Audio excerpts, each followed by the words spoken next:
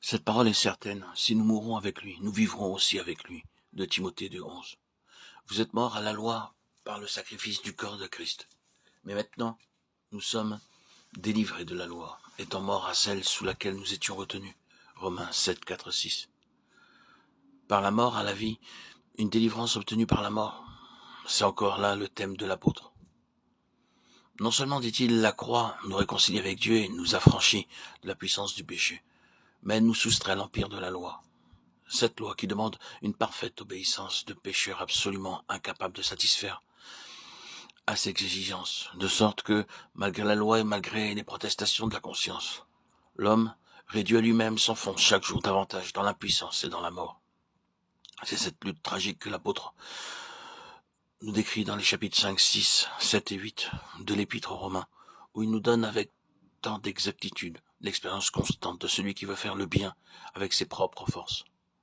Pour comprendre l'apôtre, il faut avoir expérimenté au moins en une certaine mesure ce qu'est la lutte contre le péché. Alors seulement on peut embrasser celle-ci du même point où se plaçait l'apôtre en écrivant son épître.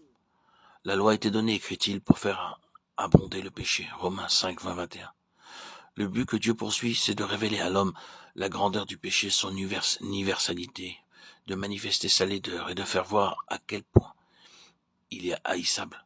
Bref, de révéler ce qui existe, pour montrer ensuite que sa grâce est encore plus grande et qu'elle surpasse le péché. Sa grâce a surabondé. Comme le péché a régné, Romains 7,4 sur l'homme naturel, ainsi la grâce, dont gratuit de la justice peut régner, doit régner et triompher dans le racheté. Quel est son mode d'action? Comment peut-elle intervenir? Comment peut-elle libérer? Par la mort. Rien que la mort peut délivrer le pécheur des chaînes qui l'entravent et le retiennent. Le salaire du péché, c'est la mort, et ce verdict doit recevoir son exécution. Il l'a reçu en Christ, le représentant, le substitut de notre race.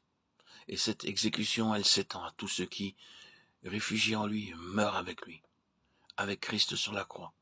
Ils sont soustraits à l'empire de la loi, unis à Christ dans sa mort. Ils meurent à la loi par le corps du Christ. Ils échappent donc à ses foudres, puisqu'ils sont morts, à ce qui les réduisait en esclavage. À celui qui est mort, la loi ne peut dire « tu dois » ou « tu ne dois pas ». Il lui échappe. Il a passé dans un autre monde où la loi ne peut le suivre. Un domaine où, caché en Christ, il sert Dieu en nouveauté de vie. Dans un nouvel esprit d'obéissance joyeuse, qui n'est plus l'obéissance craintive de l'esclave à la lettre de la loi. Romains 7, 6.